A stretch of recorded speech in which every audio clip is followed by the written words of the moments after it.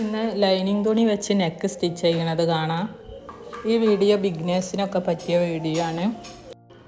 ഞാനിവിടെ സ്ക്വയർ നെക്കാണ് സ്റ്റിച്ച് ചെയ്ത് കാണിക്കുന്നത്. ഞാനിവിടെ ഷിഫോണിൻ്റെ ക്ലോത്താണ് എടുത്തിട്ടുള്ളത്. ഇതേപോലെ കനമില്ലാത്ത ക്ലോത്തൊക്കെ എടുക്കുമ്പോൾ നമ്മൾ ലൈനിങ് തുണിയിൽ നെക്ക് കട്ട് ചെയ്യാവും നല്ലത്. അപ്പോൾ ഞാനിവിടെ ലൈനിങ് തുണിയിലാണ് നെക്ക് കട്ട് ചെയ്തെടുത്തിട്ടുള്ളത്. ഇനി നമുക്ക് നെക്ക് സ്റ്റിച്ച് ചെയ്യുന്നത് എങ്ങനെയാണെന്ന് നോക്കാം. ആദ്യം കട്ട് ചെയ്യാത്ത ക്ലോത്ത് താഴ്ഭാഗത്ത് വെച്ചിട്ട് അതിന് മുകളിലായിട്ട് കട്ട് ചെയ്ത ക്ലോത്ത് നല്ല വശം ചേർത്ത് വെച്ചിട്ട് കട്ട് ചെയ്ത സൈഡിലൂടെ സ്റ്റിച്ച് ചെയ്തെടുക്കാം.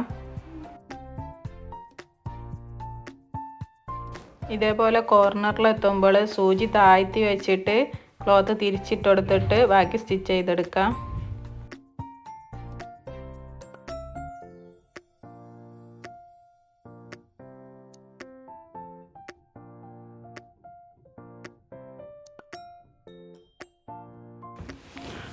ഇനി ഇതിൻ്റെ ബാലൻസ് വരുന്ന ഭാഗം കട്ട് ചെയ്ത് മാറ്റാം.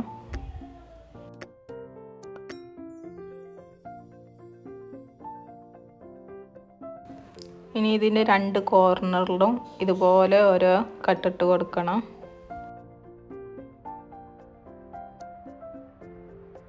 ഇനി ഇത് തിരിച്ചിട്ടിട്ട് ഇതിൻ്റെ സൈഡിലൂടെ ഒന്ന് സ്റ്റിച്ച് ചെയ്തെടുക്കാം.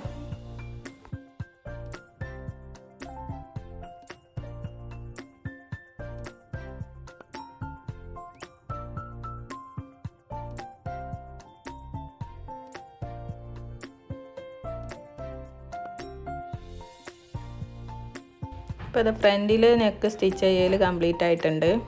ഇനി ബാക്കിൽ നെക്ക് സ്റ്റിച്ച് ചെയ്തെടുക്കുക. അപ്പം നമ്മൾ സ്റ്റിച്ച് ചെയ്ത് വെച്ച ഫ്രണ്ടിലെ നെക്കും അതിലൂടെ യോജിപ്പിച്ച് വേണം സ്റ്റിച്ച് ചെയ്യാൻ. അതെങ്ങനെയാണെന്ന് നോക്കാം. ആദ്യം നമ്മൾ കട്ട് ചെയ്യാത്ത ക്ലോത്ത് വെച്ച് കൊടുക്കുക. അതിന് മുകളിൽ നമ്മൾ സ്റ്റിച്ച് ചെയ്ത് വെച്ച നെക്കിൻ്റെ നല്ല വശം ചേർത്ത് വെക്കുക. അതിന് മുകളിലായിട്ടാണ് നമ്മൾ കട്ട് ചെയ്ത ക്ലോത്ത് വെക്കേണ്ടത്. ശേഷം സൈഡിലൂടെ സ്റ്റിച്ച് ചെയ്തെടുക്കുക.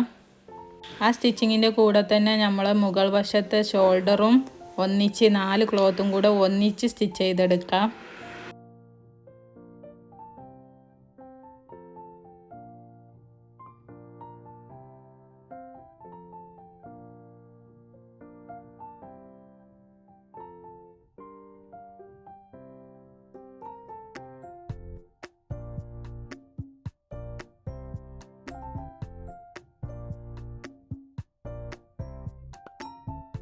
ഇപ്പോൾ ഇത് സ്റ്റിച്ച് ചെയ്യലും കംപ്ലീറ്റ് ആയിട്ടുണ്ട്. ഇനി ഇതിൻ്റെ ബാലൻസ് വരുന്ന ക്ലോത്ത് കട്ട് ചെയ്ത് മാറ്റാം. എന്നിട്ട് കോർണറിൽ 2 ഭാഗത്തും ഓരോ കട്ടിട്ട് കൊടുക്കുക. ഇനി തിരിച്ചിട്ട് കൊടുത്തിട്ട് സൈഡിലൂടെ ജസ്റ്റ് ഒന്ന് സ്റ്റിച്ച് ചെയ്താൽ മാത്രം മതി.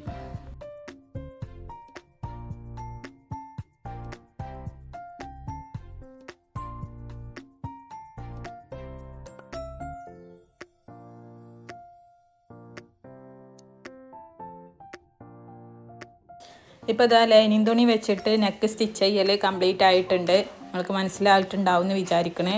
ഏതെങ്കിലും ഭാഗം മനസ്സിലാകാത്തതുണ്ടെങ്കിൽ കമൻറ്റിലൂടെ ചോദിച്ചാൽ മതി.